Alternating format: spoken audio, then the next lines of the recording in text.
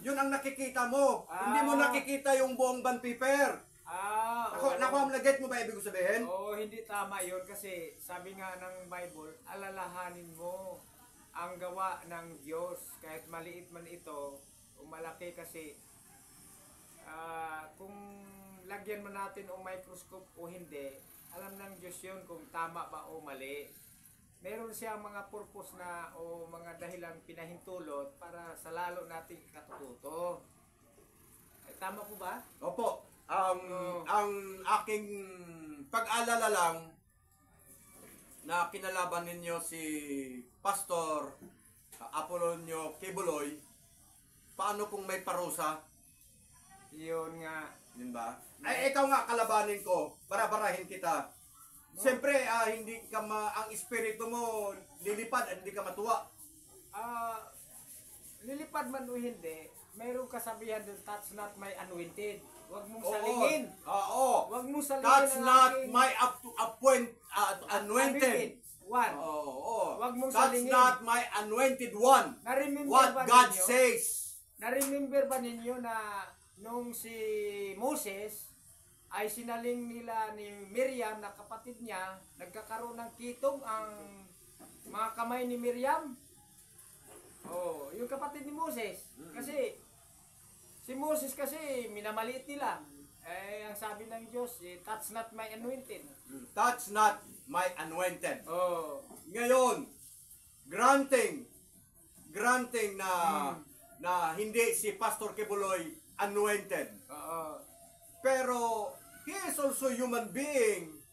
Di anointed din yung brother kasi pinayayaman ng Diyos. Marami naman nakikinig Sa bagay, nung nagturo siya ng salita ng Diyos at pinagpala, so ibig sabihin ay na-anoint siya and all the things shall be added unto him. At huwag kayong mainggit. Huwag kayong mainggit. Kung ang ating paghuhusga ay lihis at walang ebidensya, ay talagang lumalabas lang yun na inggit at makasarili. Pero kung may ebidensya naman, may witness, ipagpatuloy natin yung tama. Tama kasi tama. Right is always right.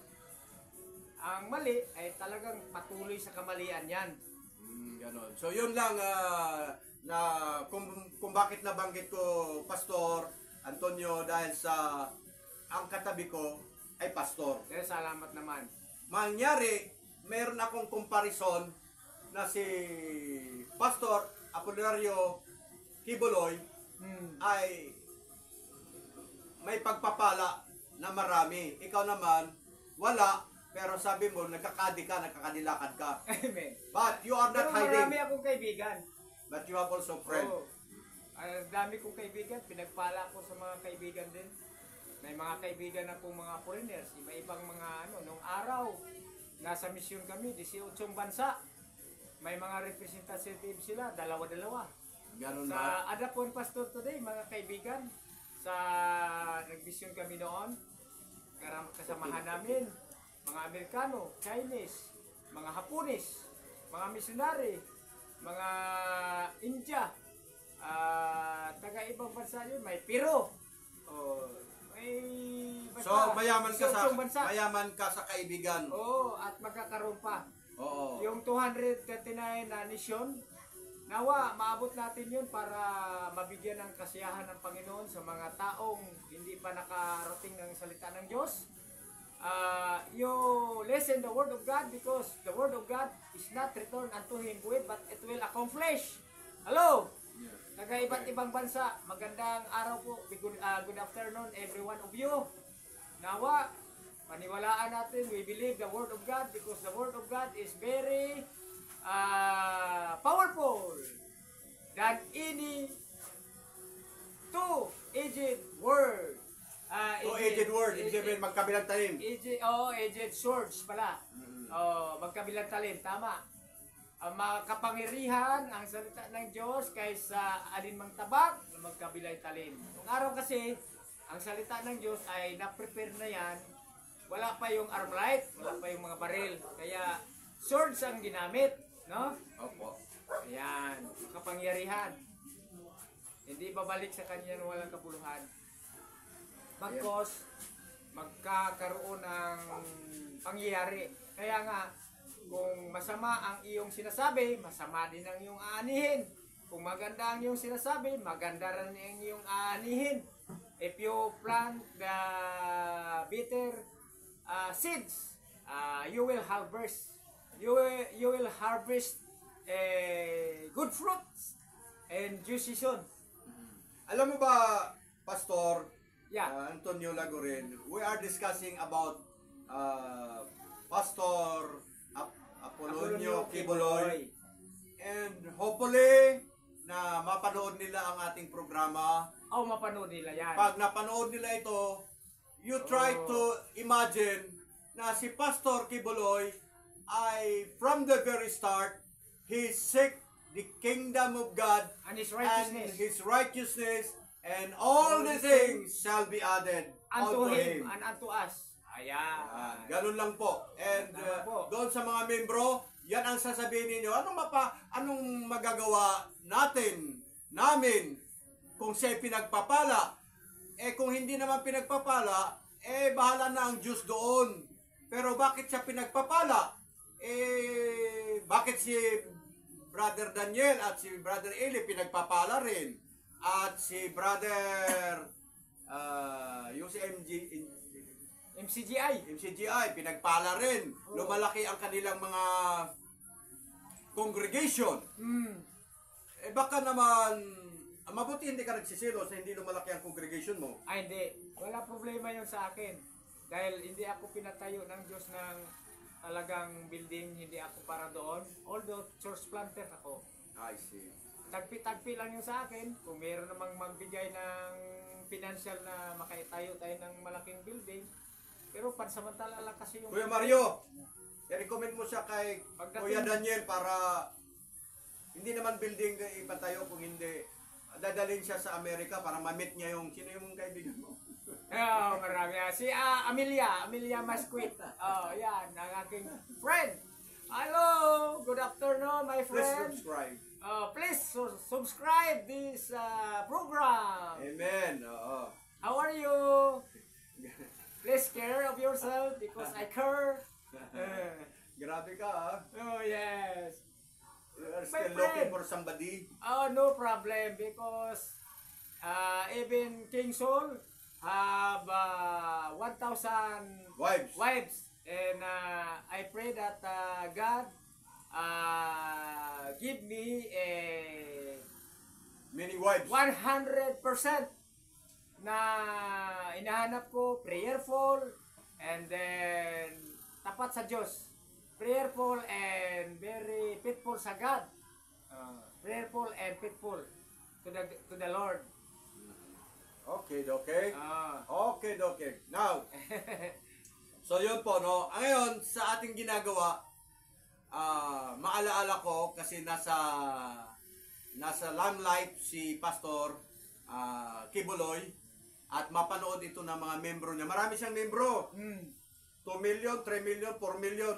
Oh, wow. So what do you think kapag napanood niyo ito? Amen. Dapat mag-subscribe yun. Sila, ano? Even 500,000 lang muna. Hindi naman ako, I'm not against with Ontiveros. I'm not against with her. Kasi sa Senate siya. Problema na niya yun. At si Pastor naman, problema din niya yun dahil sa nagtatago siya. Pero ano po, ang gusto ko lang iparating na si Pastor Apolonio Kibuloy, from the very start, from his humble beginning, at when he teaches the Word of God, he taught the Word of God, at pinagpala siya, wala na tayong pakialam doon. Huwag na tayong mainggit. Masama yung mainggit. Nainggit ka. Huwag kang mainggit. Hayaan mo na lang siyang yumaman. Hayaan mo siyang pinayaman ng Diyos. Huwag kang mainggit. Apo. Di ba? At yung naman kay, Senadora, may political, kasi yung mga grupo nila Duterte, sila yung magkaibigan. Normal lang po yun sa ating bansa na mayroong ganyan. Wala na ako. That is their problem already. Yes. Hindi na ako. Pero, hindi, naawa po ako, sobrang naawa ako kay Pastor Kibuloy, although na I am not member. Naawa ako bilang siya ay tao at lingkod ng Diyos Opo. na wag naman ganon. Kasi ang inaalala ko, paano kung pinagpala siya ng Panginoon Mm. at sinabi mo, touch Not my anointed. not my anointed. Parang si parang Hindi si, po ako nagsabi noon. Sinabi ng Bible yun. sabi sa Bible. Oo. Sinabi rin ni Jose Rizal, touch me not. Yeah, okay. Di ba? Oo. Touch me not. Touch me not. Oo. Parang inano lang niya, direct sa kanya. Touch me not. Hanggang sa nabareng siya. So, ganun po, no? Mm. Be considerate. Please stop of doing bad words, having allegation. Let the Lord God to decide. Total, nandito na tayo Amen, sa end amen. time. That's right. We are now at the end time. Let the Lord God to judge. Yes, that's Hindi right. ikaw ang magja-judge. Opo. Di ba? Opo. At kayo mga nagbibintang, you have no right to make bintang. That's Kasi, right. your allegation is not yet proven wise. Yes. Di ba? Mm. Kaya, ako, tao din siya, maawa ka, hindi ganon. Pinahiya mo ang lingkod ng Diyos. Granting na hindi siya lingkod ng Diyos, pero naman, hayaan mo na ang Diyos mag-decide kung anong gawin sa Kanya. Opo. I don't want to judge with Pastor. Ang maganda lang kay Pastor, sabi mo, nagpapakain sa hotel? Opo. Mabait Kaya naman niya. pala eh. Marami Yun nga ang lang. sinasabi ko, Pastor, na sa isang buong pan paper, ang nakita mo, yung isang tuldok ng Kada taon yan ginagawa yan ni lingkod ng Diyos, si Kibuloy. Yun namang ating senador na yon ay binuboto natin yon at pinapanalangin din natin sila araw-araw. Including sila sa prayer natin. binoto ko araw-araw. rin yun, pero hindi ko naman alam na ganun ang gagawin. Ay baka mayroon silang mga Political, nga. nahawakan ng mga papilis na galing sa ibang tao.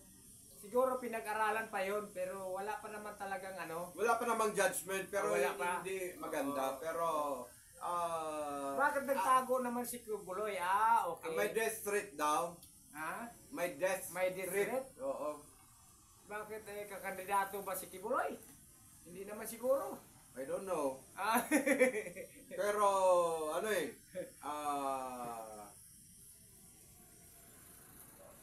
tao din yun na dapat natin irespeto. Oo naman. Tulad ng pagrespeto ng Diyos sa atin. That's right. Di ba? Mm. Hindi ganon. Hayaan mo siya, ang bahala ang Diyos dyan. Kung ano man yun. Kaysa yung ikaw mismo maghuhusga. Sino ka? Diyos ka ba? Para maghusga? Hindi ganon. Ang Diyos naman ay binibigyan tayo ng Ang hulihin mo yung mga scammer. Kasi talagang may utang. Wala namang utang si Kibuloy. Yeah. Yun lang ang ating Dahil hulihin mo yung mga kriminal. Ang daming nagkalat na kriminal. Yung mga nagtitinda ng drugs. Na maraming taong nasisira. Yun ang magandang hulihin mo. Hindi yung si Kibuloy na maraming itinutulong. Ano ba sila, mga abogado o ano sila? Mga Sino? judge din sila? Yung, Sino? Yung Mga senador? sinabi mo o senador? Abogado? Hindi. Ang abogado- Ano sila? Mandated by the people. Pagka Ibinoto kasi, sila, ibinoto. Pero yung dinala ang usapin doon sa kanila. sa Senado, Oo. dinala nga, pero ang kaso nga, ganun nga ang nangyari, kung ano-anong mga tinatanggap na mga allegation. Allegation pa lang naman yun, there. Oo. Allegation pa lang naman yun, Ayun there. naman pala eh. Do not listen the allegation. Oo. Diba? Kasi tao din yun. Nasasaktan din ang damdamin ni Pastor Kibuloy. Naalala ko lang, brother ha, wala tayong kinikilingan. Wala. Pero sinabi ang Bible, Ang sabi, huwag kang sumaksi sa hindi makatotohanan. Ibig sabihin, huwag mong husgahan sila na wala pang sapat at kasi marami din nakulong, sabi ng mga pulis na walang kasalanan. sabi ng mga pulis, marami, bakit nila hinayaan at sinumbong? Mga Hindi, pulis, kasi ang mga pulis, pulis- Trabaho nila kasi manghuli. trabaho para manghuli. Pag may warrant to arrest. Pero may warrant to arrest na ba si Kibuloy? Meron. Kaya nagtago. hindi pa naman proven wise kung mayroong warrant. Hindi pa naman. Meron na ba? Hindi ko alam eh. Eh kung may warrant o ba? Hindi, ang gusto ko, naawa ako kay Pastor Kibuloy. Naawa ako sa kanyang pagiging mabait na tao. Marami siyang ginawang mabuti kaysa masama.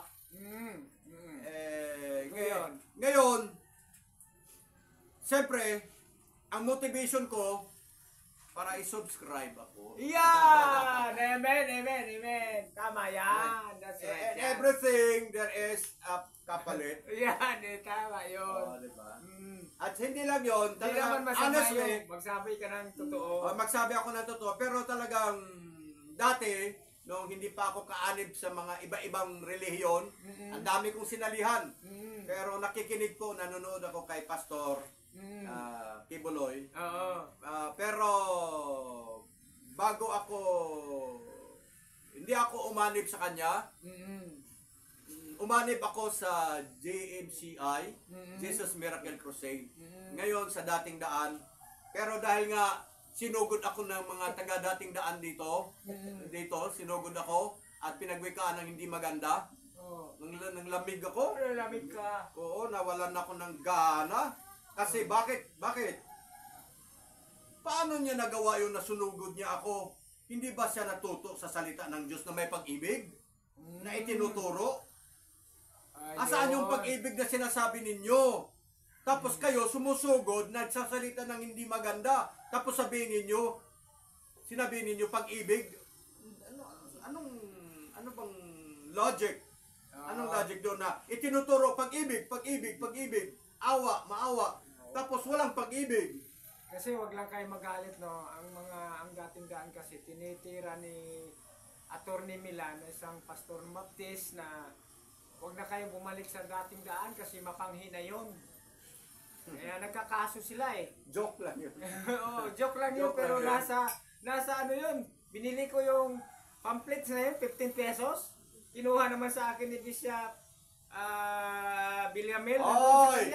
Si Sister Marlene Baaylaya. Siya may-ari ng Broad Copy. Habang kayo ay nanonood ng aming programa sa YouTube channel na Edgardo Gases,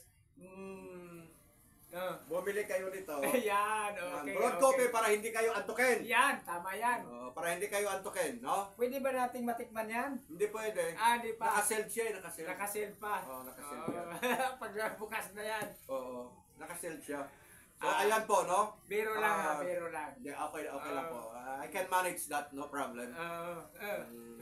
Ngayon po, ayan po. So, kailangan ang Pastor, ang ating pag-uusapan is on point. Pag sinabing on point, kung ano na pag-uusapan ng ating community, tama. Yun ang ating pag-uusapan. Pupuntuhan natin. Pero hindi tayo against sa iba. Against kay Ontiveros. Oo. Hindi tayo against kay Pastor Kibuloy. Oo. Ang akin lang doon, don't touch the anointed one. Yan. No? Issue lang. Yun lang. Kasi kailangan marunong kang magrespeto kung ano nakasulat sa Biblia. Don't touch the anointed one. That's right. Now, kung halimbawa, Pastor Kibuloy is not anointed, pero marami naman siyang ginawang mabuti, nagpapagawa ng kalsada, ng pailaw sa kanilang community. Wow. At tumutulong sa tao. If ever na meron, hindi ko alam kung meron ba ding mga madness na siyang ginagawa. Kasi hindi ko naman din alam yon. I don't want to judge also with him. Basta ibinigay ko na lang sa Panginoon ang paghusga. Hayaan mo na lang ang Diyos. Who I am to judge. And who are you to judge? Di ba? Ganun yon. Ang aking tinitingnan, yung mabuting gawa. Opo. Di ba, Pastor? Opo. Yung mabuting gawa sa kapwa. Bakit maraming nagre-react? Bakit maraming nagrarally? Yun. Compare of one person. Opo. You are the only one person talking in front of the television. Well, in fact, there are a lot of people talking in favor of Pastor Kibuloy. Oo, kasi maraming member yun. Di ba? Tama. Ganon yon. Kasi kung hindi nila gusto si Pastor Kibuloy, they will not stand for the sake of Pastor Kibuloy, attend to the rally. Yun. Diba? Attended to the rally. Mhm. Akin lang doon, ang gusto ko, maawa tayo sa ating kapwa, huwag natin ipahamak, Tama po yun. Tulungan, bagkus tulungan. bagkus tulungan. Oo. Di ba? Ang gusto ko, ang ipahuli mo, yung mga scammer, yung mga hindi nagbabayad ng utang. Oo nga, no. Dapat ganon. Maraming mga... Kasi si Pastor Kibuloy, mayroon siyang radio, MCG, programa na Radio. SMNI. Mm. Oo. Nakinig din ako noon sa kanyang mga programa sa radio. Ngayon, meron pa naman siguro ngayon. Meron, pero I don't know kung tuloy pa rin ba. Hindi ko masyadong nasundan. Parang may namamahala. Nakaraang taon lang. So, ayan, no? So, mangyari, maraming tagasunod. Hindi ako kaanib ni Pastor Kibuloy. Pero, ang turo sa amin, Brother Mario, ay pag-ibig. Ikaw ba gusto mong ipakulong si Pastor Kibuloy? Ikaw ba gusto mo rin ba ikaw ipakulong? Hindi, di ba, Kuya Mario? Kita mo, matalino si Kuya Mario, tahimik lang. Hindi daw. Di ba? Oh. May naalala Hindi ako kaanib ni Pastor Kibuloy, pero maawa ka sa tao kasi tao din yan.